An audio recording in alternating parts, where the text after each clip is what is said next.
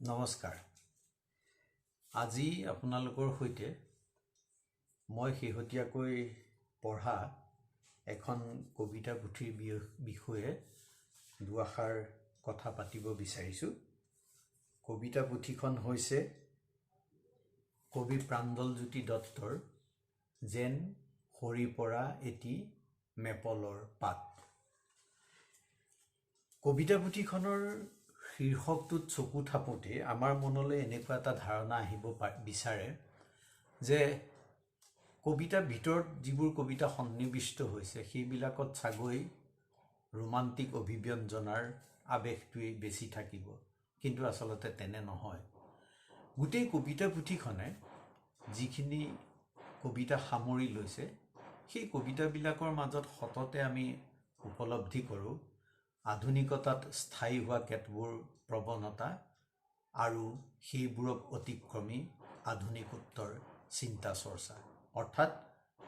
বৰ্তমান সময়ত অসমীয়া কবিতাৰ যিটো প্ৰবাহ চলি আছে, যি বিভিন্ন প্ৰবাহ আছে, যিটো পৰিমণ্ডল আছে, সেই পৰিমণ্ডলটোৰ মাজতে থাকিও কবিয়ে এনে কেতবোৰ প্ৰসংগ আৰু অনুসংগ কবিতাবিলাকলৈ লৈ আনিছে যিবিলাকৰ মাজত অভিনৱত্ব সঞ্চাৰ হোৱা আমি দেখিবলৈ পাওঁ আৰু চলতি যিটো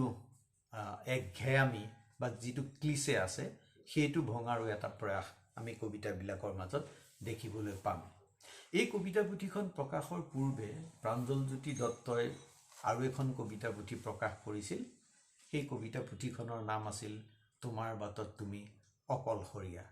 অকলে থকাটো সকলো সময়তে কুশলতাৰ পৰিচায়ক নহ'লেও কিন্তু কবি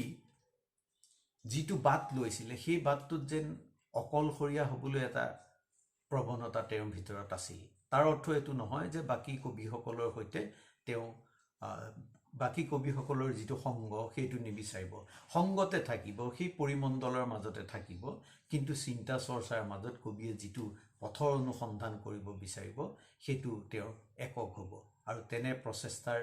প্ৰতিফলন হৈছে এই দ্বিতীয়খন কবিতা পুথি যেন সৰি পৰা এটি মেপলৰ পাত। আৰু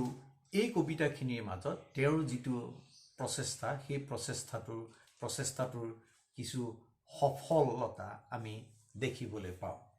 এই কবিতা পুথিখনত থকা কবিতাবিলাকৰ মাজত কেনেধৰণৰ অভিনৱত্বৰ সঞ্চাৰ হৈছে সেই কথাটো আমি উপলব্ধি কৰিবলৈ গ'লে এটা কবিতাত চকু থাপিলেই আমি উপলব্ধি কৰিব পাৰোঁ। কবিতাটো মই পাঠ কৰি দিব বিচাৰিছোঁ।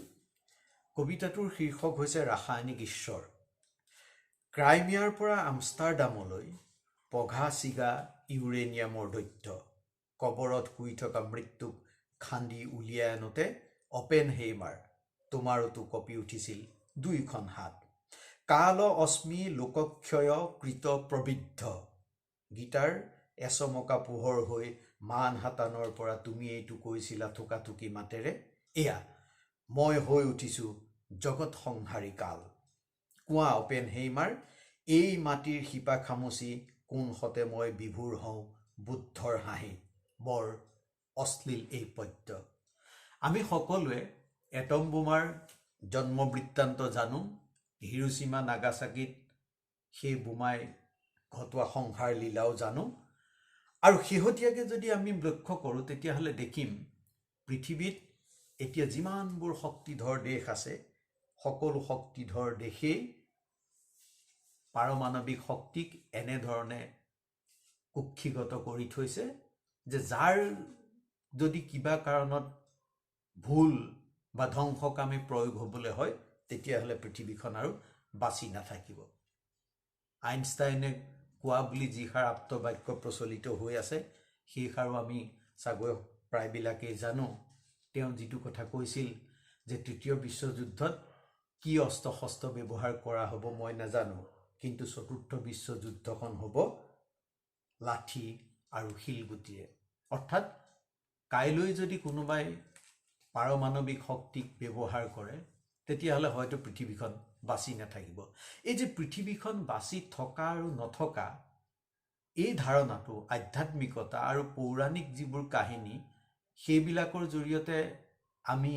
জানি আহিছোঁ যে এইটো গোটেইটো কোনে নিয়ন্ত্ৰিত কৰে, ঈশ্বৰে। কিন্তু কবিয়ে সেই ঈশ্বৰক এই নিয়ন্ত্ৰণটোৰ পৰা বাহিৰ কৰি দি এটা বেলেগ শক্তিক ঈশ্বৰ হিচাপে চাইছে আৰু সেই শক্তিটো হ'ল পাৰমাণৱিক শক্তি অৰ্থাৎ ঈশ্বৰ সম্পৰ্কীয় যিবোৰ ধাৰণা আছিল কবিতাত ৰোমান্টিক যুগত বা আধুনিক যুগত তাকে আধুনিকোত্তৰভাৱে ৰাসায়নিক ঈশ্বৰ হিচাপে কবিয়ে চাইছে আৰু এই কথাটোতেই কবিতাটোৰ এটা অভিনৱত্ব আছে আৰু এটা মন কৰিবলগীয়া কথা আমি যেতিয়া বিদেশী প্ৰসংগ বা অনুসংগ এটা কবিতাত উপস্থাপন কৰোঁ আমাৰ কবিতাত সি আমাৰ মাটি পানীৰ লগত যদি জিন নোযোৱাৰ নিচিনা হয় তেতিয়াহ'লে আমাৰ পাঠকৰ ওচৰত সেই কবিতাৰ যিটো গুৰুত্ব সেইটো বহু সময়ত কমি যায় সেইকাৰণে বিদেশী বিষয় এটাক আমাৰ উপযোগী কৰি জিন নিয়াব পৰাতেই কবিতাৰ সাৰ্থকতা থাকে এই কবিতাটোৰো শেষৰ ফালে আমি এটা কথা দেখা পাওঁ যে এই পাৰমাণৱিক ভীতি বা এটম বোমাটোক ভীতিগ্ৰস্ততাটোক উপলব্ধি কৰিবলৈ গৈ কবিয়ে পিছৰ ফালে লিখিছে সাজ লাগি আহে কণপিতৌলৈ চাই বৌটিয়ে চিঞৰে সোপাকে ফটকা কেলৈ ফুটাইছ অ পুৰিব জুয়ে গুচি আহ আমি কলৈ গুচি যাম অপেন হেইমাৰ কলৈ গুচি যাম পৃথিৱীখন যদি কাইলৈ ধ্বংস হয় বা ধ্বংস হোৱাৰ উপক্ৰম হয় তেতিয়াহ'লে মানুহ ক'ত বাচি থাকিব সেয়ে আমি যাৰ দয়াত বাচি আছো যাৰ ক্ৰোধত মৰিম সেইজন ঈশ্বৰ হৈছে আণৱিক বোমা আৰু সেই বোমাৰ গৰাকী বা নিয়ন্ত্ৰকসকল এতিয়া আমি ট্ৰাইডেণ্ট 2 বা কাজবেক অথবা কোনো সাংকেতিক নিয়তিৰ দয়াতে বাচি আছো পৰমাণু শক্তিধৰ দেশবিলাকৰ ছেকেণ্ড ষ্ট্ৰাইকৰ পৰিকল্পনাৰ কথা জানিলে আমাৰ ভয়তে পেটত হাত ভৰি লুকায় গতিকে এনেধৰণৰ প্ৰসংগ কাব্য বিষয় কৰি লৈ প্ৰাঞ্জল জ্যোতি দত্তই অসমীয়া কবিতাত যে অভিনৱত্বৰ সঞ্চাৰ কৰিছে সেই কথা আমি উপলব্ধি কৰিব পাৰোঁ এইটো হ'ল তেওঁৰ কাব্য ভাৱনাৰ অভিনৱত্বৰ এটা দিশ তাৰ উপৰি যদি আমি চাওঁ তেতিয়াহ'লে দেখিম যে কবিয়ে যিটো সমকালত বৰ্তি থাকে সেই সমকালৰ বহু প্ৰসংগ কবিতাবোৰলৈ আনিছে আৰু তাকে কৰিবলৈ যাওঁতে কিছু পৰিমাণে বৌদ্ধিক চিন্তা চৰ্চা তেওঁৰ যিটো অধ্যয়ন